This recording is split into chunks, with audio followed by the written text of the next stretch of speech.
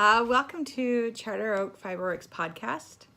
This is not a real podcast, in case you were wondering why you're seeing me again so soon. This is my Tour de Fleece kickoff vlog to kind of keep you updated on what I'm going to be doing through Tour de Fleece and to get my goal out. We are leaving to go camping, so I won't have a chance to make a video for Tour de Fleece until right when we get back, and I won't have time before it starts. So I've got all of my fleeces laid out.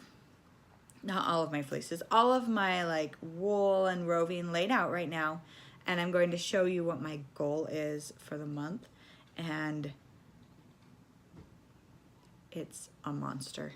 So I'm getting all nervous that I won't be able to actually complete this much. But I am going to try. Because I want to get through it. And this is a good chance to push myself to get through all of my stash. And I want to get a good stash overhaul so that I can move these things into projects that I want to work on to knit, and then move those to finished so that I can, so that my house is not bursting with unmade things. I like to be on top of my stuff. So anyway, this is Tour de Fleece 2018. Are you ready? Let me give you some details about Tour de Fleece this year. I'm not spinning on any team. I'm just kind of a like rogue, spinning for fun by myself, trying to work through my stash. I want to spin every day of Tour de Fleece, except for the rest days, and I want to work through my stash. Some of it is not quite prepped yet. I don't know how I'm going to do that. I'll have a couple days here and a couple days right before Tour de Fleece starts, but we'll talk about that when I get to it. All right, let's talk about some of the specifics for Tour de Fleece. This year's Tour de Fleece for 2018 starts on Saturday, July 7th and ends Sunday, July 29th. So that is 22 days of spinning. Yes, I did my math right. Sorry. Then I had to work through what I said there. Math is not a strong point for me. 22 days of spinning. The rest days are July 16th and July 23rd. And the challenge days, which are ones where you push yourself to do a little bit more, they're also the hardest. They line up with the hardest part of the Tour de France. And they are July 17th and the 25th. Here is what I'm going to be spinning. And not in this order. I'll probably start with my smallest sample and work up to my biggest so that I can finish things off. All right, my first one is this gorgeous bit of mustard that I just picked up. It is Frab Juice Fibers Hand-Dyed Merino. Mustard is the colorway, and it is 4 ounces. And I'd like to spin this in a fingering to lace weight and make a shawl out of it to go with. I wear a lot of like burgundy or maroon color, and so I'd like to wear a mustard shawl with that. So number one, first 4 ounces. Next one is from my fiber partner, who was awesome and sent me this beautiful, look at this color. These blues and greens, I just love them. This is Happy Fuzzy Yarn. My pile's so big it just fell over. Happy Fuzzy Yarn. It is 100% BFL, Blue Face Luster. It is 4 ounces, and the colorway is called Jewel in the Water.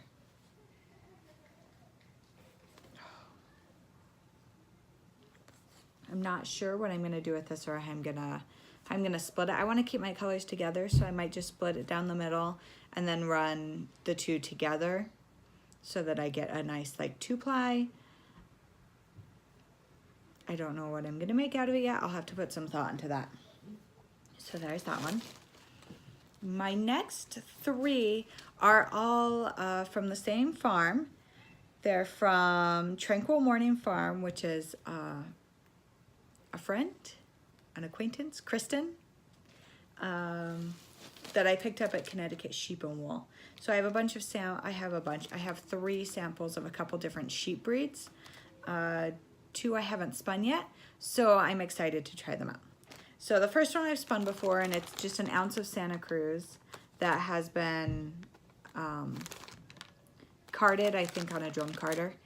And I have some, and I'm working on it, and I'm combing it, and it's beautiful, and I'm excited to spin it, but I'm in the middle of processing a whole fleece of Santa Cruz, and I just wanted to get some to spin because I wanted to fill it, spin. But this stuff is so fine. It's a rare breed sheep. It's very, very fine. It spins out beautifully, and I'm excited to do that. Try not to bump the camera over there. The next one is a Finn sheep, and it is 2.8 ounces. And I am guessing you guys can't see on here, but the crimp in here is just beautiful. That I can see, and I know it's blowing out over here, but it's beautiful. 2.8 ounces. And my last one from Tranquil Morning Farm is Gulf Coast. This is 2.5 ounces. And I haven't ever spun Finn or Gulf Coast, so we'll see what that spins up like. These are just for sampling, and I do like to take my samples and work them into something because I like to see them knit up, and so I'll put them as color work in a hat or something like that. So that's where those will end up, but those are samples. My next one is from Once Upon a Corgi. And I just think this one is so beautiful. It is Falkland, which I love to spin Falkland. It's one of my favorites. Once Upon a Corgi, it's Falkland, and it's mauve tone, I think is what it says. And it's another 4-ounce braid. So I think for this one, I'm gonna start on one end and just work it all the way down, and keep it as singles and not worry about trying to match up the color, but just letting the color do its thing. So that's my plan there, is just to keep it as singles. Get that little touch of pink right on the end.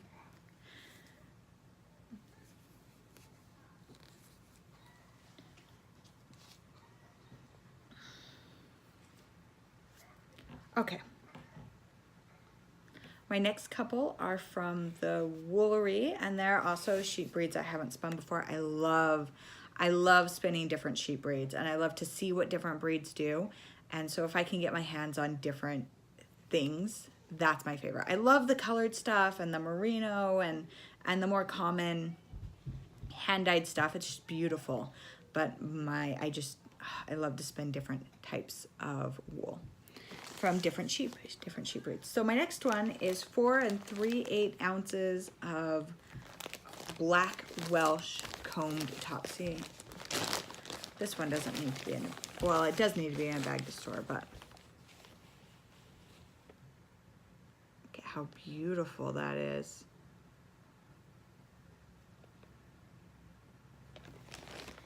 So I'm excited to spin that. Smells good. Smells good, sheepy smell. I actually got some flax.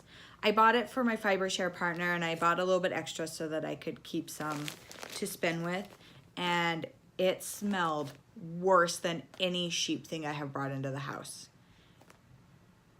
It smelled so bad. It was dew-retted flax. Terrible, terrible. I'm sure there's nice flax to spin somewhere. This was, and maybe all flax smells, maybe it doesn't, I don't know, but I opened it up and I was like, oh my gosh, that needs to air out. It smelled so bad. I took it and taught a class, pulled out a section and let them pass it around, and they all talked about how bad it smelled. It smells bad. I haven't spun it yet. I don't know if I'm going to spin a little bit of flax, but I like having the sample. I think I'm just going to keep it as a sample in a bag to use. It's nice to teach with and show people what it feels like and what it spins up like and things like that. But I don't think I want to spend a lot of time spinning it. Okay, sorry, I digress. My next one is 4 3/4 ounces of Wensleydale, which this is another one from the Woolery. They are a long staple breed, a long wool. And so it's not very soft, but I feel like this is very soft. So I'm not sure. We'll see how it spins up and what it does, but it feels nice to me. I like it, and I'm excited to spin it up and to use it. But again, it's one I'm going to spin up. I might dye it after I'm done, use it natural. I might, we'll see how it turns out. I have someone I'm making a hat for that would probably like hand spun yarn for her hat. Oh, I'll talk about that in a minute. Okay, so those are my two from the Woolery. My next one is I spun in a spinning contest at the Connecticut Sheep and Wool and brought home a couple fourth place ribbons. I'm a 4th place spinner, and I'm okay with that. 4 out of 5 people. So, they had us spinning with some Romney, and then they said we could keep whatever was left that we didn't use in the spinning. And so I have all this Romney, and I don't, let me measure because I haven't measured how much I have left. It's 2 3/4 ounces, and I need to write that down. And I feel bad, but I don't remember the farm of who provided the roving, but it's this brown and white, and maybe I'll use it as a practice dyeing because I would like to try to dye something that looks heathered, and so I think having the dark and the light will give me that heathered. And I've got a big project coming up that I have an idea that I want heathered yarn for. So Romney, 2 3/4 ounces of Romney. I need to add up how many ounces total that I have here. That's a big thing. Okay, so this has been seen in my stash since December, which is, I think, the longest that anything has been in my stash that is on this table. I move through my stuff pretty quickly. I'm a project spinner, I'm a project knitter. Things don't come into my house very often unless they have a plan, and I am trying not to become like my grandmother, who my siblings went and helped. I'm too far away. They went and moved my grandparents out of their house. They are in their 80s, I believe, and need to move into a smaller place and closer to family. And so they're moving her out, and my sisters are telling me all the stuff that's everywhere. And I'm very conscious that that's in me to like just collect craft stuff and not ever make anything with it and things like that. But I'm trying very hard to make sure that whatever I bring into the house I use, and I have a plan for it, and then I move it on. Either into our closet, into our winter stuff so that it is used, or into my closet as shawls for me to wear or gifts or whatever. I just try to move it on. Okay, anyway, sorry. That was a tangent that I may remove because no one wants to hear me talk about my grandma. Okay, I have washed Icelandic locks basically from Iceland when we went there. And I have some beautiful stuff. I have so much that it's way on the other end of the table. Okay, I have 4 bags of it, which equal, try to put it all on. It's like 11 ounces of stuff. but it hasn't been carded yet, so I'm gonna have to card it, which I haven't done. But let me show you some of it because it is beautiful. Okay, I have this brown.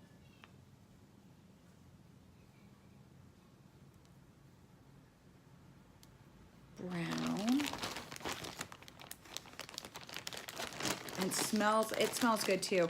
I wish you guys could like, there was like smell-o-vision, right? And you guys could just like smell my sheepy stuff here. This stuff smells like lanolin. So it's like clean sheepy smell. And I picked it up at Thingborg in, I don't know, in Iceland, near where we were staying, Thingborg. I have black. It's all lamb. Look at how black that black is. It is much more black than the Welsh. Maybe I'll card some of this up today. Get some of it. I got white.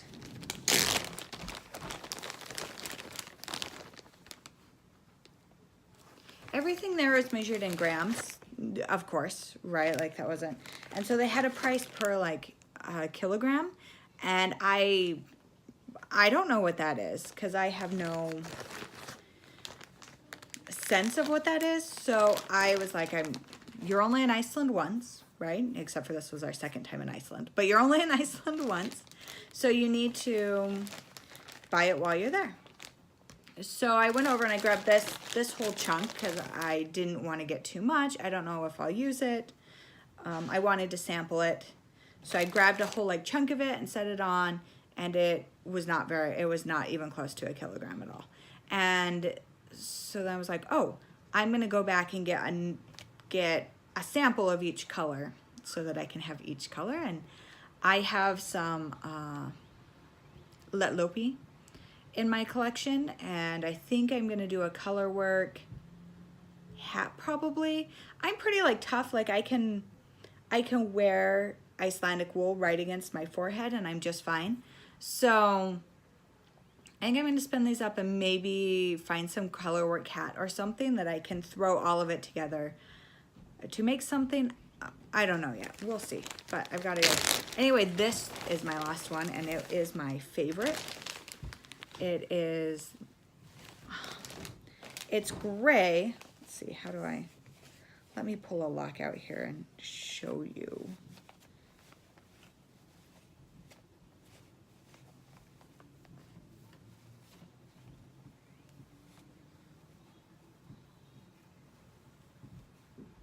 It's gray, but the tips are black and white, and then I can't remember what, the thell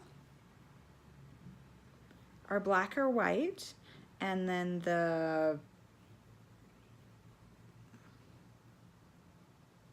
I don't remember what the bottom, the more softer, the like fleecy part is white all the way through. And then this cut changes color. So it's so pretty and smells lanolin-y. I think I'll card those up now. Maybe. How weird would it be to take my carders to the library and card while my kids are in programs? That would be weird, right? I'm weird. I can do that. No, I'm not gonna do that. That's too weird. That makes me too weird. That crosses a line, right? Okay, my last one is this like big pie in the sky. I don't think I'll finish it. I don't even know if I'll get it started. I don't even know if I'll get it blended in time to do anything with. Oh, I've gotta put my tag back in. But I was out in Utah and Idaho for a wedding, and my brother-in-law has alpaca fleeces. They have 3 alpacas, and I had a little bit of room in my suitcase, and so they were gonna give me the alpaca fleeces, and I was like, let me see what I can fit in my bag. So I went through, and they have 2 brown alpacas and 1 black. I fit the entire black fleece into my bag. Fibers are very squishy, right? Like I just like, and all the air came out and it was fine. I fit the whole thing in my bag, and then I got two Ziploc bags of the brown. And these are not, Stubby and Tundra are the two brown names, and they're not separated by their thing anymore. They were close enough that I washed them together, and I'm actually gonna blend them together. So my plan is to card these two, which I have like 10 ounces of, 10.25 ounces. This is already washed, it's ready to be carded. 10¼ ounces with my 4 ounces of Falkland with this 5 3/8 ounces of BFL. So then I'll end up having about 50% alpaca, 50% wool. I mean, I'll have 25% Falkland, 25% BFL roughly. I know that's not perfect. And 50% alpaca. I'm going to blend them together and get like a nice blend, spin it up so that it is heathered with the browns and the whites together, and then I'm gonna over dye it. And I'm hoping that I'll get this like tonal heathered looking yarn at the end. That is my goal. It's a lot to card up. I think it would be better if I went over to Hidden Hills and visited Paula and ran it through the drum carder. Maybe I'll send her a message. Probably. Okay, my last thing. This got lost in the fray of everything, but Hidden Hills Homestead is a good friend of ours, and they have their daughter, Elle, is just so sweet and loves wool and loves sheep, and she just has the kindest heart. And she gave me a gift last time we were out there. She gave me some carded up wool, and I feel bad because I don't remember what breed it is. Oh, but it feels nice. But she gave me some wool and some Angora from her bunny and some cashmere from her goats. Cashmere from her goats, not Angora from our bunny. Cashmere from her goats, and this is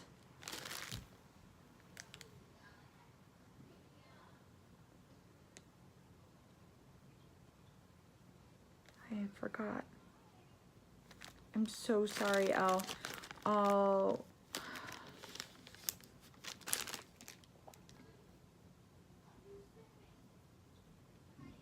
Maybe Finn. Gotland. It's Gotland. I knew it would come to me. It's Gotland. So some Gotland, some cashmere. The cashmere is like fluffy bits of like cloud in here. I don't even know how I'll spin those up yet.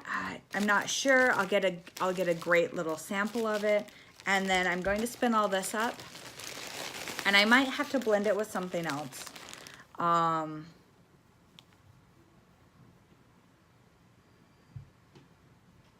Yeah, I don't know yet. I'll have to see when I get to this.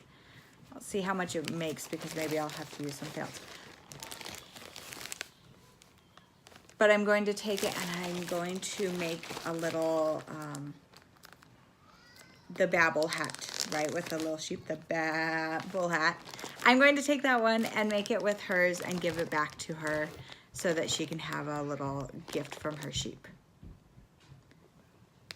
I don't know what my kids are doing. They're not playing Quidditch this time. They're up in my room. I hope they're not playing Quidditch in my room. I think they're supposed to be doing their math. I don't know. I've just left them for 30 minutes while I made this. Okay, that is my tour de fleece. It's a lot. It's a lot, but besides the prep, that's the part where I'm worried about. The stuff that I still have to card up. That's what's gonna hold me up. I think I'm gonna take the stuff to card camping because I can do that. But besides the prep, I think I can get through the other stuff just fine and make it through. The stuff I have to prep, that's what I'm worried about. Anyway, wish me luck. I will be giving you updates all along the way as I do stuff. Again, from all my other stuff, if you want to find me and want to find the most up-to-date information about everything I'm doing, you can find me on Instagram as Clarissa Jo Knits, and I will be putting up stories of what I'm doing so that you can get like updates and live videos and photos all over there. Clarissa Jo Knits on Instagram. And thank you for listening to me ramble about my fiber for half an hour. And I will see you all when Tour de Fleece starts on July 7th. Thanks. Bye.